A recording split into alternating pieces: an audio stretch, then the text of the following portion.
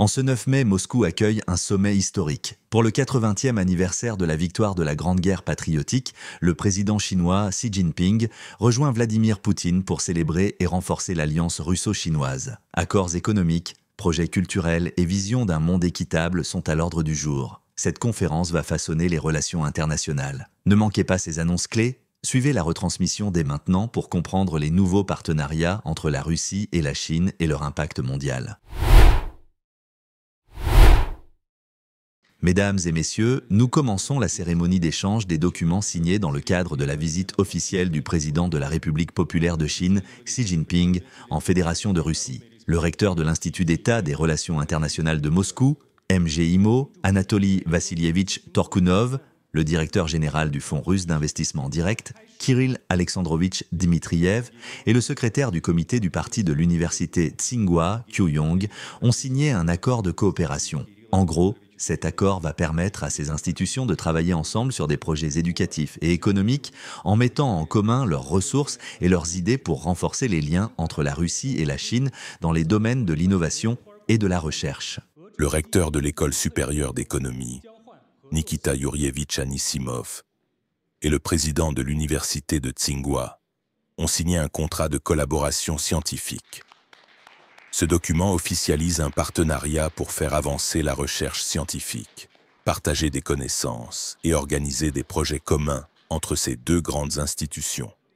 C'est une façon de booster les échanges intellectuels et de faire progresser la science des deux côtés. La directrice générale du groupe médiatique national russe, Svetlana Balanova, et le directeur général de la China Media Corporation, Shen Haixiong, ont signé un mémorandum de coopération. Ce texte pose les bases pour que les médias russes et chinois travaillent main dans la main, partagent des contenus et développent des projets médiatiques ensemble pour mieux informer leurs publics respectifs. La rédactrice en chef de la chaîne RT et de l'agence d'information internationale Rossiya Segodnia, Margarita Simonovna Simonian, et le même Shen Haixiong de la China Media Corporation ont signé un mémorandum d'entente pour une coopération entre RT et la China Media Corporation. Ce document vise à renforcer les échanges d'informations, à produire des reportages communs et à promouvoir une vision partagée sur la scène internationale. Le directeur général de la chaîne VGTRK, Oleg Borisovitch Dobrodev, et Shen Haixiong ont également signé un mémorandum pour approfondir leur collaboration. Cela signifie plus de projets télévisés conjoints, des échanges de programmes et une volonté de raconter des histoires qui rapprochent les deux pays. La ministre russe de la Culture, Olga Borisovna Lyubimova, et Shen Haixiong ont signé un plan d'action pour la coproduction cinématographique entre le ministère russe de la Culture et l'administration nationale chinoise du cinéma, valable jusqu'en 2030. Ce plan détaille comment les deux pays vont produire des films ensemble, partager des ressources et promouvoir leurs industries cinématographiques respectives pour raconter des histoires qui touchent les deux cultures. Le ministre russe du développement numérique, des communications et des médias, Maksut Igorevitch Chadaev, et le directeur du Comité national chinois pour le développement et la réforme, Zheng Shanji, ont signé un mémorandum de coopération dans les domaines de la numérisation et de l'économie digitale. Ce texte promet une collaboration étroite pour développer les technologies numériques, les infrastructures Internet et les innovations dans l'économie digitale pour que les deux pays avancent ensemble dans ce secteur clé. Le ministre russe du développement économique, Maxim Gennadievitch Reshetnikov, et le ministre chinois du commerce, Wang Wentao, ont signé un accord entre les gouvernements russes et chinois pour encourager et protéger mutuellement les investissements. Ils ont aussi échangé des lettres confirmant un accord sur l'application des mesures liées à la sécurité nationale et aux exceptions générales dans le cadre de l'Organisation mondiale du commerce. En clair, cet accord facilite les investissements croisés et protège les entreprises des deux pays tout en clarifiant les règles commerciales internationales. Le ministre russe des Affaires étrangères, Sergueï Viktorovitch Lavrov, et le ministre chinois des Affaires étrangères, Wang Yi, ont signé une déclaration conjointe pour renforcer la coopération entre la Russie et la Chine afin de défendre l'autorité du droit international. Ils ont aussi signé un mémorandum d'entente pour créer une commission consultative bilatérale sur la sécurité biologique. Ces documents montrent leur volonté de travailler ensemble pour un monde plus juste, en respectant les lois internationales et en s'assurant que les recherches biologiques se soient sécurisées. À l'issue des discussions entre le président de la Fédération de Russie, Vladimir Vladimirovitch Poutine, et le président de la République populaire de Chine, Xi Jinping, une déclaration conjointe a été adoptée. Cette déclaration parle de renforcer la coopération globale et le partenariat stratégique entre les deux pays pour répondre aux défis mondiaux. Les deux leaders ont également signé une déclaration marquant le 80e anniversaire de la victoire de l'Union soviétique dans la Grande Guerre patriotique, de la victoire du peuple chinois dans la guerre de résistance contre l'agression japonaise et de la création des Nations Unies. Ce texte célèbre leur histoire commune et leur engagement pour un avenir pacifique et équitable. Mesdames et messieurs, la cérémonie Jijiao, la cérémonie est terminée. Le président Poutine et le président Xi Jinping vont maintenant s'exprimer sur les résultats des négociations. Discours de Vladimir Poutine. Cher président Xi Jinping, mon ami, mesdames et messieurs, nos discussions avec le président de la Chine se sont déroulées dans une ambiance chaleureuse, amicale et très productive comme toujours. Ce voyage de Xi Jinping coïncide avec les célébrations du 80e anniversaire de la victoire dans la Grande Guerre patriotique. Demain, avec d'autres leaders mondiaux, nous participerons aux festivités à Moscou. Sur la place rouge, des soldats russes, chinois et d'autres pays défileront côte à côte, montrant notre unité. Xi Jinping et moi avons aussi convenu qu'en septembre, à Pékin, nous célébrerons ensemble le 80e anniversaire de la fin de la Seconde Guerre mondiale en honorant les soldats soviétiques et chinois qui ont combattu ensemble contre le militarisme japonais.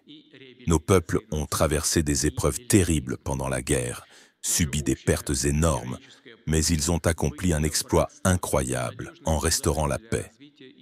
Aujourd'hui, la Russie et la Chine défendent ensemble la vérité historique sur cette victoire, une valeur commune pour l'humanité, et s'opposent aux tentatives de falsifier l'histoire ou de réhabiliter le nazisme et le militarisme. Nos relations bilatérales, forgées dans cette fraternité combattante, sont à leur plus haut niveau historique. Elles sont solides, indépendantes des aléas politiques ou des crises mondiales. Le partenariat stratégique russo-chinois repose sur l'égalité, l'entraide et une amitié indéfectible entre nos peuples. Je tiens à souligner que Xi Jinping et moi suivons personnellement chaque aspect de ce partenariat. Nous ferons tout pour approfondir notre coopération, que ce soit sur des questions bilatérales ou internationales. Aujourd'hui, nous avons discuté en détail de la politique, de la sécurité, de l'économie et des échanges culturels et humanitaires. Vous venez de voir la signature d'un grand nombre de documents. Dans notre déclaration conjointe avec Xi Jinping, nous avons fixé des objectifs ambitieux, notamment faire progresser le commerce et les investissements d'ici 2030, en augmentant la part des produits high-tech, en développant le e-commerce et en sécurisant les approvisionnements en matières premières, minerais et produits agricoles. Le commerce entre nos pays bat des records. En 2024, il a atteint 245 milliards de dollars, faisant de la Chine le premier partenaire commercial de la Russie, et de la Russie un acteur clé pour la Chine. Près de 90 projets d'investissement communs d'une valeur de 200 milliards de dollars sont en cours ou en préparation dans des secteurs comme l'industrie, les transports, la logistique, l'agriculture et les mines. L'accord signé aujourd'hui sur la protection des investissements va encourager encore plus ces projets. De plus, presque toutes nos transactions commerciales se font en roubles et en yuans, ce qui protège notre commerce des influences extérieures et des fluctuations des marchés mondiaux. Le gazoduc Force de Sibérie fonctionne à plein régime, livrant 31 milliards de mètres cubes de gaz à la Chine. Gazprom répond aux besoins chinois en augmentant les livraisons au-delà des contrats. D'ici 2027, un nouveau gazoduc extrême-oriental ajoutera 10 milliards de mètres cubes de gaz par an. Les exportations de gaz naturel liquéfié vers la Chine croissent aussi. Dans le domaine de l'énergie nucléaire, Rosatom construit des réacteurs russes pour les centrales chinoises de Tianwan et Xudapu. Ces projets fourniront une énergie propre et abordable aux entreprises et aux foyers chinois, tout en améliorant l'environnement dans les grandes villes. En mars, à Dubna, près de Moscou, un accélérateur de particules, le NICA, construit avec l'aide de la Chine, a été lancé. Ce collisionneur permet des expériences uniques sur la nature des particules élémentaires, un pas de géant pour la science. Nous avons aussi discuté de la coopération industrielle en insistant sur les chaînes de valeur ajoutée, les technologies avancées et l'innovation. Les grandes entreprises chinoises comme les constructeurs automobiles, les fabricants d'équipements industriels, de microélectronique et d'appareils électroménagers s'installent en Russie. Des projets communs sont en cours dans la métallurgie, la chimie, la pâte à papier, la biotechnologie, la pharmacie et même l'exploration spatiale. Nous développons aussi des corridors de transport internationaux à travers l'Eurasie. La Russie modernise ses chemins de fer comme le transsibérien et la magistrale Baïkal-Amour, ainsi que les infrastructures associées. Le passage du Nord-Est progresse, avec une hausse des transports de marchandises et de passagers entre nos pays. Les postes frontières sont optimisés, certains fonctionnant 24 heures sur 24, et de nouveaux hubs logistiques voient le jour. 2024 à 2025 sont des années croisées de la culture. Environ 150 événements ont eu lieu dans 30 villes russes et 50 villes chinoises. Tournées théâtrales, expositions muséales, festivals de cinéma. À Moscou, les célébrations du Nouvel An lunaire ont attiré des centaines de milliers de personnes. Les moscovites s'en souviennent avec joie. On fête le Nouvel An classique, celui du vieux calendrier, et maintenant celui du calendrier lunaire, c'est devenu une tradition. Le tourisme explose grâce au régime sans visa pour les groupes. En 2024, 1,6 million de Russes ont visité la Chine et 1,2 million de Chinois sont venus en Russie. Sur le plan éducatif, 21 000 étudiants russes étudient en Chine et 51 000 Chinois en Russie. Plus de 16 programmes éducatifs bilatéraux existent et 27 établissements communs, dont l'Université russo-chinoise, un projet de l'Université Lomonosov et de l'Institut Polytechnique de Pékin. 12 associations interuniversitaires regroupent 600 institutions des deux pays. Xi Jinping a proposé des années bilatérales de l'éducation, une idée que nous soutenons à fond car elle tombe à pic. Nos sportifs s'illustrent aussi. Les Chinois ont brillé aux Jeux BRICS et aux Jeux du futur en Russie en 2024. Et les Russes ont remporté des médailles aux Jeux du Grand Altaï en Chine. Sur les questions internationales, nos positions sont alignées ou très proches. Nos deux pays mènent une politique extérieure indépendante et veulent un monde multipolaire plus juste et démocratique. En cette année du 80e anniversaire des Nations Unies, nous pensons que l'ONU et son Conseil de sécurité doivent rester au cœur des affaires mondiales. Les problèmes mondiaux et régionaux doivent être résolus en respectant la charte de l'ONU, le droit international et les intérêts de tous, tout en valorisant la diversité culturelle et civilisationnelle. Nous collaborons étroitement au sein des BRICS et de l'Organisation de coopération de Shanghai, OCS, présidée par la Chine cette année. La Russie soutient les priorités chinoises à l'OCS et participera avec enthousiasme au sommet de Tianjin en septembre. Nous coordonnerons aussi nos positions dans d'autres forums comme l'APEC, le G20, l'OMC, le FMI et la Banque mondiale. Nous continuerons à aligner l'Union économique eurasiatique avec l'initiative chinoise, une ceinture, une route, pour bâtir un grand partenariat eurasiatique. Pour finir, je remercie sincèrement le président Xi Jinping et nos amis chinois pour ce travail fructueux. Ce sommet renforcera l'amitié russo-chinoise et contribuera au bien-être et à la prospérité de nos peuples. Merci à tous. Discours de Xi Jinping. Cher président Poutine, chers ministres, chers journalistes, bonjour. Je suis ravi de revenir à Moscou, une visite pleine d'émotions et de la joie de célébrer la victoire. Merci au président Poutine pour son invitation chaleureuse et à nos amis russes pour leur accueil si généreux. Avec le président Poutine, nous avons eu des discussions amicales, très riches, et nous sommes parvenus à de nouveaux accords importants.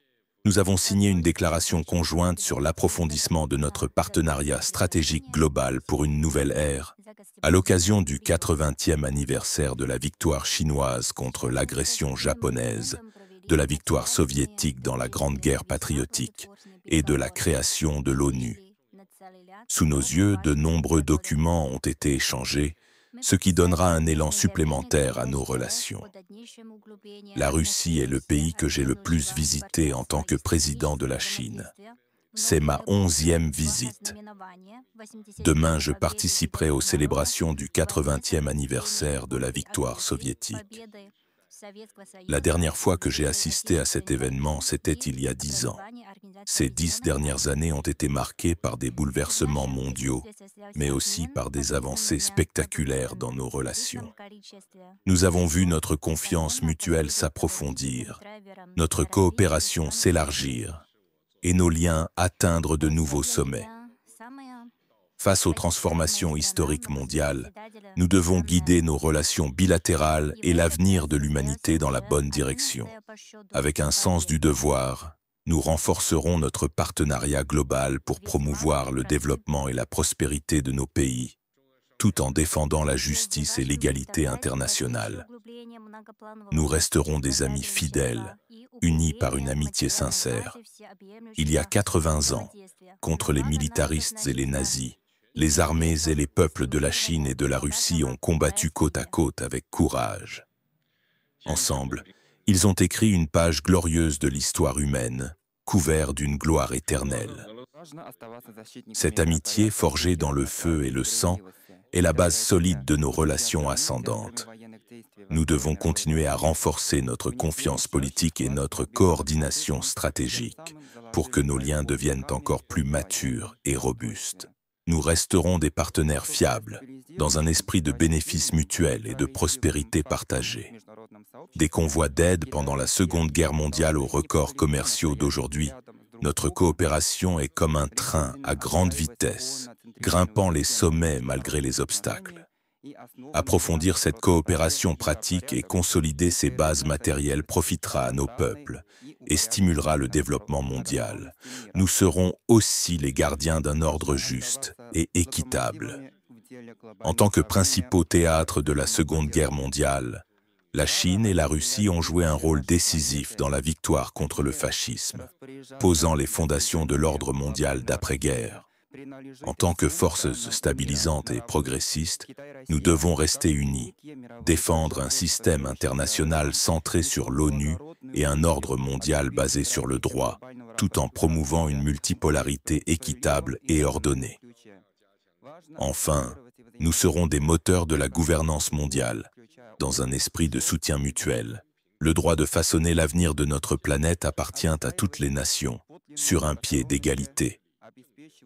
En tant que grande puissance et marché émergent, la Chine et la Russie ont la mission noble de rendre le développement mondial plus juste et rationnel. Nous intensifierons notre collaboration dans l'ONU, l'OCS, les BRICS et d'autres structures, pour promouvoir une véritable multipolarité et une mondialisation économique inclusive, accessible à tous. Comme le dit un proverbe chinois, à travers les plus grandes épreuves, on atteint les plus hauts sommets. Malgré les turbulences mondiales, la Chine et la Russie resteront fidèles à l'esprit d'un bon voisinage éternel, d'un partenariat stratégique global et d'une coopération mutuellement bénéfique. Main dans la main, nous affronterons toutes les tempêtes, surmonterons tous les obstacles et travaillerons sans relâche pour approfondir et élargir nos relations. Nous renforcerons leur solidité, apporterons plus de stabilité à la paix et à la sécurité mondiale, et donneront un élan puissant au développement et à la prospérité globale. Merci à tous. Ce sommet du 9 mai à Moscou marque un tournant décisif. En célébrant les 80 ans de la victoire antifasciste, Poutine et Xi Jinping ont renforcé l'alliance russo-chinoise avec des accords économiques, culturels et stratégiques majeurs. Leur vision d'un monde plus juste pose les bases d'un avenir stable. Restez connectés pour voir comment ces engagements redessineront la scène mondiale.